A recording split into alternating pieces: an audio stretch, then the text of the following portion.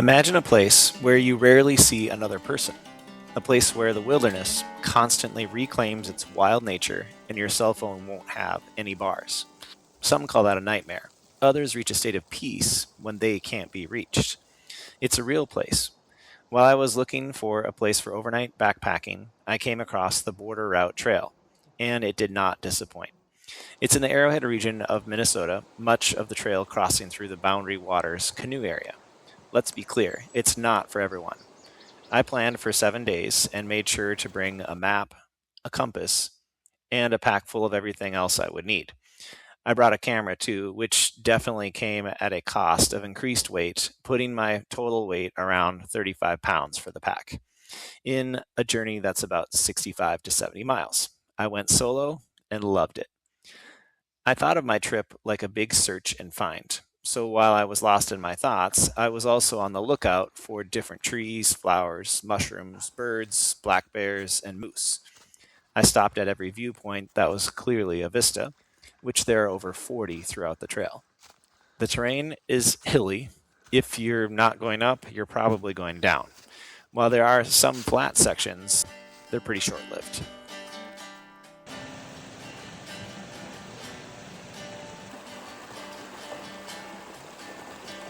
Much of the Border Route Trail goes up to a vista or two and back down before climbing again. Oftentimes, a creek, stream, or river splits the ups and downs. Sometimes they're easy to cross, and sometimes a bridge is needed. There's nothing quite like the sound of running water and topping off water bottles before the next climb.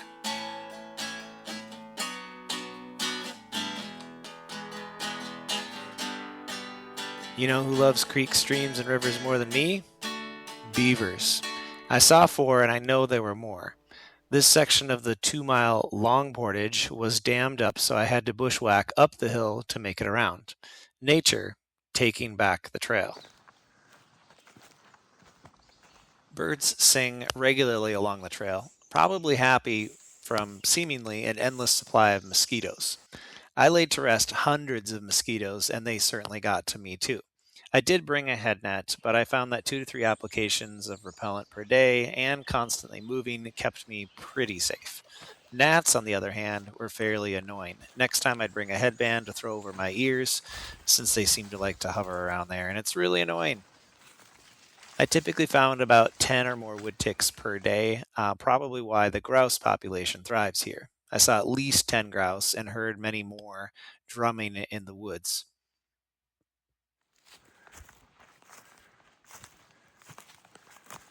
Each turn in the trail can reveal more of the same or something entirely different.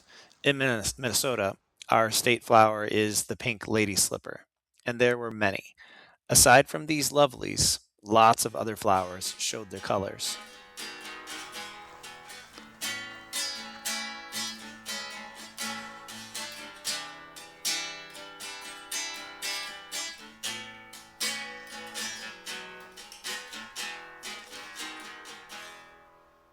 Butterflies pair well with flowers, and you'll definitely see plenty of butterflies.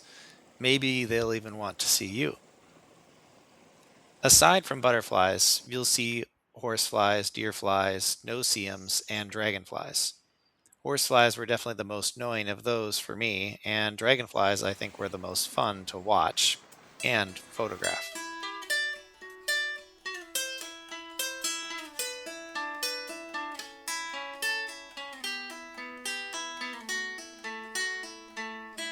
Keeping this path clear is no small task, and the Border Route Trail Association at borderroutetrail.org does a great job picking which part of nature to contend with and which to allow to stay, all using hand tools, no power tools allowed.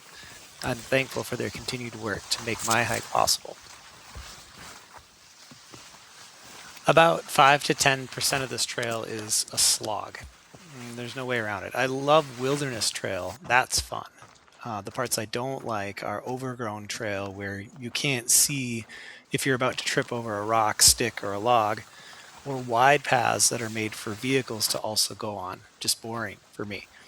That's only found on a couple miles west on the west side. The trees also that require ducking under are annoying for me because The pack is an extension of myself, and I'm already taller than most.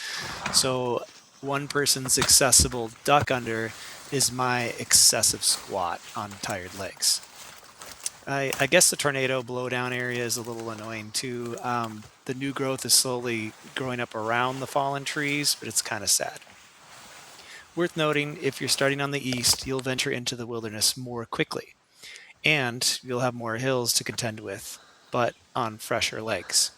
I believe the trail is signed better from west to east, and I noticed a couple mistakes on the map, missing water particularly, that won't affect west to east, but can cause concern when going to from east to west.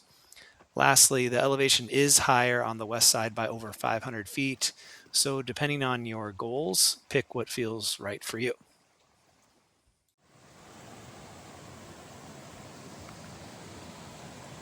With wooded lowland, you get the earthy forest feel, and lichen, moss, and a variety of mushrooms are definitely aplenty. I didn't see any chaga, but for as many birch trees as there are around here, I'm sure there's some somewhere. I was on the lookout for black bear and moose. I did see one black bear near the eastern trailhead, but it was too quick to get away before I could get any pictures or video. I did not see any moose, but the signs were there. Plenty of hoof prints and both summer and winter scat. They're here. If you're looking for them, always take extra time when near lowland. Swamps, marsh, and bogs are favorite habitats of moose. Maybe you'll have better luck than I did. Campsites often require a little extra jaunt to get to, such as the Pine Lake site. Here, I was invited to join a Conservation Corps group that was wrapping up their 8-day stint working. They canoed here after working at Snipe Lake and were clearing some of the border route trail within the Boundary Waters. The time around sunset was about perfect. Cooling temperatures kept some of the mosquitoes at bay, and a crisp dip in any lake would wash the day's sweat and grime away. My routine was to get the tent set up, toss everything in, get water, get clean, hang food, and get into the tent for a nightly headlamp mosquito hunt and a final tick check before putting my head down. And then, of course, waking up the next day and doing it all again. Anytime waterfalls make an appearance, I will go out of my way to check it out. And Bridal Falls is definitely worth the extra hike to see.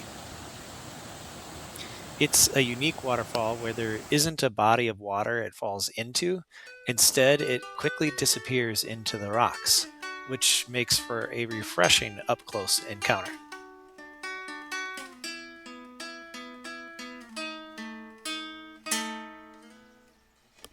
This is Minnesota at its finest. Many of the vistas are only reached after a hard uphill, so maybe get there, put on some bug spray, and then just sit and take it in.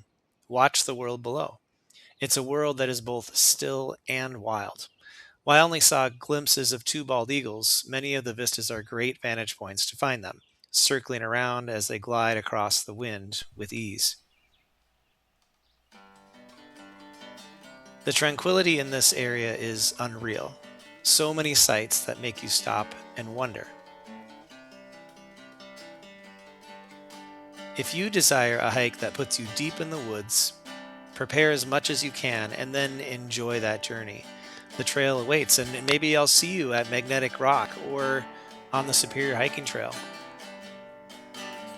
Regardless, I hope you enjoyed this review of the Border Route Trail, a rough and rugged trail in northeastern Minnesota cutting through some of the Boundary Waters Canoe Area. This is John Ottoman, signing off.